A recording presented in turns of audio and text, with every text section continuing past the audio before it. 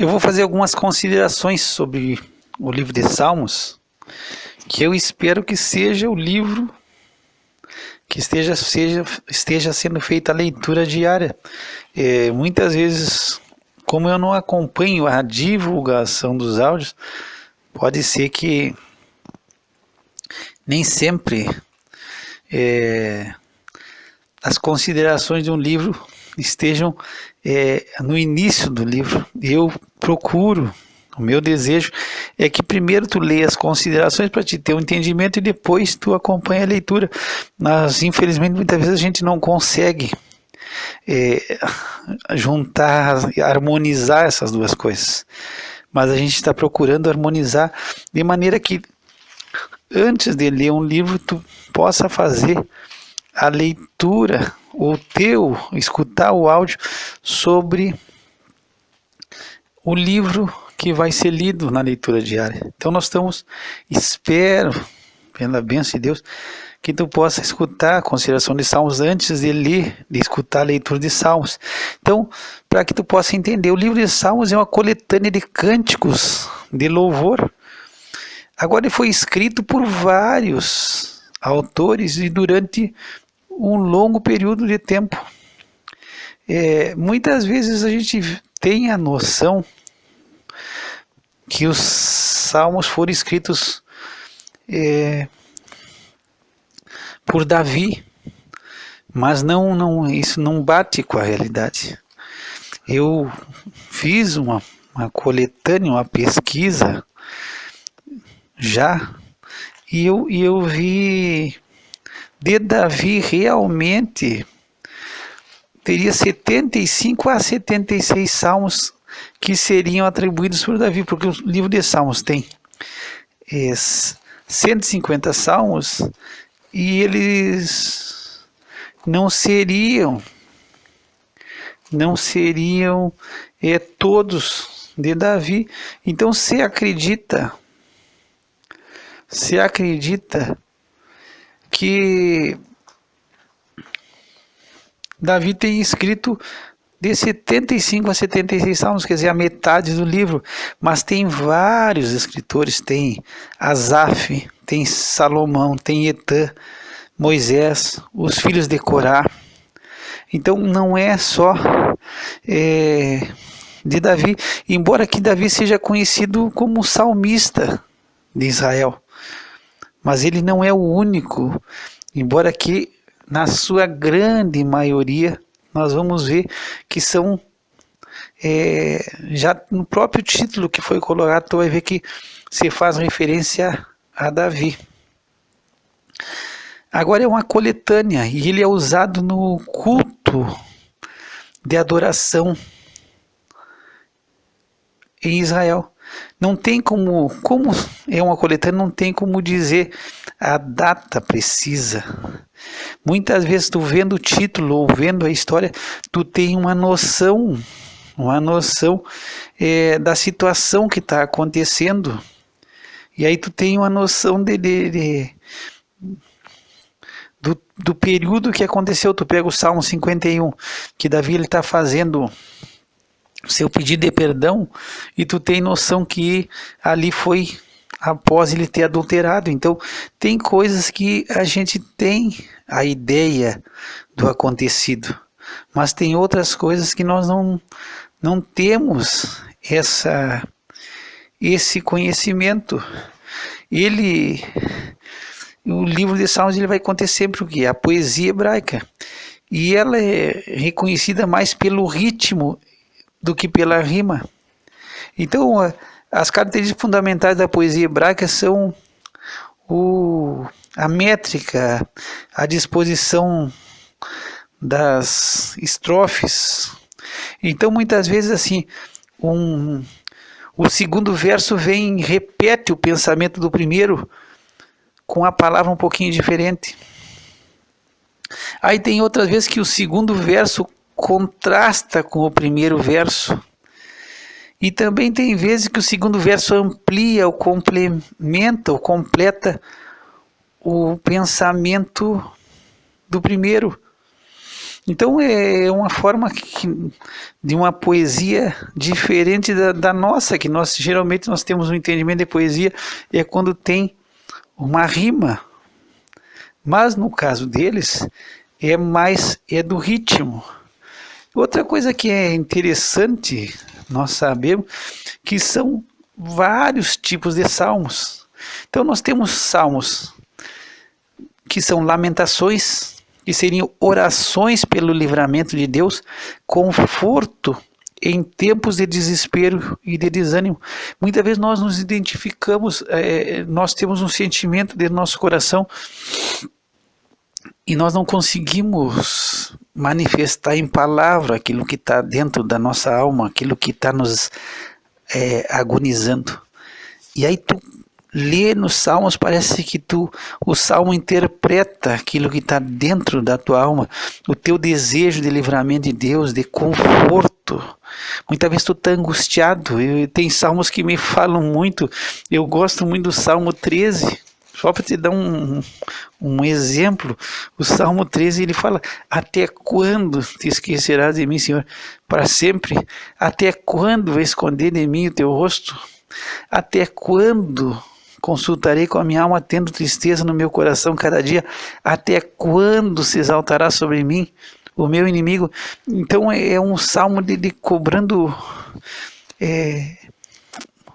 a resposta de Deus. Até quando vai acontecer isso? Até quando? Até quando? Então muitas vezes é aquilo que vem no nosso coração que a gente não tem como expressar, mas tu lê um salmo e aquilo te dá as palavras de conforto ou de oração num momento de desespero, desânimo. Então nós temos o salmo de lamentação, tem salmo que é de penitência, quando está centrado no pecado e no perdão. Aí nós temos esse salmo, o 51, o 32. Então são salmos que estão centrados no seu pecado. Tem salmos que são ações de graça, que é louvor a Deus pelos seus atos graciosos, é gratidão. Tem a categoria de aleluia, que é salmo de louvor para ser cantado nos dias santos. Então, tem os dias santos de Israel, e eles cantam esses salmos de aleluia, de louvor. Até eu tenho anotado na minha Bíblia aqui, vou pegar aqui para te ver, que eu gosto de anotar quando eu escuto algo que me interessa. Os salmos cantados do 111 ao 118, eles são cantados durante a Páscoa. Tem a categoria de salmo de entronização, que vai descrever o governo soberano de Deus, o reconhecimento de Deus como Criador poderoso e soberano Senhor. Então são salmos que vão descrever a glória, a majestade e o governo soberano de Deus.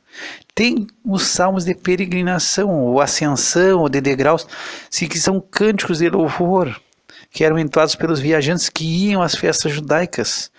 Então, quando você subia para adorar a Deus, então são expressões de reverência e de celebração. Tem a categoria de salmos que é real, que são as proclamações do reinado do rei terreno e do rei celestial. Então são salmos reais, reflexão sobre a necessidade de fazer o Senhor o soberano condutor da vida diária. Tem salmos da categoria de sabedoria, que são instruções para o caminho da justiça, determinação de buscar a vontade de Deus e a direção de Deus em momentos de decisão. Também temos os salmos imprecatórios, e aí é interessante, o imprecatório é quando tu está pedindo a manifestação da ira e do juízo de Deus contra os inimigos, é a expressão de sentimento sincero sobre os outros e solução de conflito. Então tu está pedindo uma resposta de Deus, é uma solução, é uma ira, ou a manifestação da ira e do juízo de Deus contra os teus inimigos. Então, são essas categorias de salmo. Nós temos outra particularidade, que nós temos o menor capítulo da Bíblia, que é o 117, e nós temos o maior capítulo da Bíblia, que é o 119. E se tu puder ler esse Salmo 119, Ele é um salmo maravilhoso. Geralmente as pessoas conhecem 2 ou 3 versículos de cor do Salmo 119, estão bem felizes da vida e bem faceiro, conhecem 2, mas eles têm versículos maravilhosos, preciosos. Geralmente, por que eu estou te dizendo geralmente? Geralmente a pessoa conhece o Salmo 119, o versículo 105, que é lâmpada para meus pés e a tua palavra e luz para o meu caminho. Esse quase todo mundo sabe de cor. Mas o Salmo 119, ele é glorioso. Ele fala sobre a palavra de Deus. Eu fiz um estudo sobre esse salmo já. Eu lendo esse salmo, que eu li já, tu pode achar que eu estou fazendo conversa fiada para ti. Mas tu pegar a minha Bíblia, a parte da minha Bíblia que está mais marcada de mexer é no Salmo 119. E eu nunca anotei, porque teve uma época que eu anotava as leituras que eu fazia, mas eu tenho certeza absoluta, mas com toda tranquilidade, que eu li mais de 300 vezes esse salmo. Eu não sei se eu não cheguei a ler umas 500 vezes esse salmo, porque eu passei um período que quase que eu estava decorando esse salmo, já tinha quase o salmo de cor, que são 176 versículos, mas eu li ele diariamente. Num ano acho que eu li ele diariamente várias vezes. Quando eu fazia alguma atividade física, eu ficava recitando esses salmos. E eles têm palavras maravilhosas. É uma coisa tremenda assim, porque eu marquei, tem 3, vamos dizer, vou olhar aqui, 1, 2,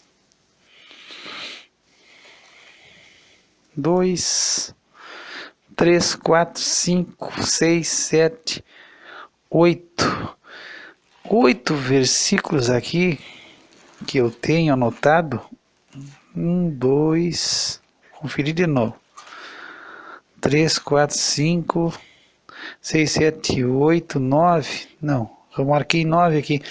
Que não, nesses 9 versículos 176, tu não vai encontrar nada referente à palavra de Deus, ao juízo, aos testemunhos, aos mandamentos, aos preceitos, aos estatutos. Só nesses 9. No resto, tu vai achar sempre a lei, a palavra de Deus, sempre. Tu vai achar o juízo de Deus, sempre. Sempre tu vai achar. E é um grande desfrute ler esse Salmo 119. Tem versículos maravilhosos, maravilhosos. Pegar aqui 67, antes de ser afligido andava errado, mas agora tenho guardado a tua palavra. 71, foi-me bom ter sido afligido para que aprendesse os teus estatutos. Tem esse Salmo 133, ordena os meus passos na tua palavra, não se apodere de mim iniquidade alguma. 113, odeio os pensamentos vãos, mas amo a tua lei. 165, muita paz tem os que amam a tua lei, para eles não há tropeço. Então espero que tu possa desfrutar da leitura dos Salmos, possa desfrutar e ser uma grande bênção, e tu busque nos momentos que tu está passando dificuldade. Nos Salmos tu vai encontrar umas palavras que vão te ajudar muito. Então, quando o livro de Provérbios é Deus falando conosco, no livro de Salmos é muito do que está no coração do homem, chegando até a presença de Deus. Pai, nós te damos graça e eu peço que, em nome de Jesus, o livro de Salmos seja uma bênção para todos aqueles que estiverem escutando através do nome de Jesus. Que o Senhor te abençoe e te guarde, que o Senhor faça resplandecer sobre ti o seu rosto, tenha misericórdia de ti, que o Senhor levante seu rosto sobre ti e te dê a paz. Graça e paz da parte de Deus nosso Pai e do Senhor Jesus Cristo.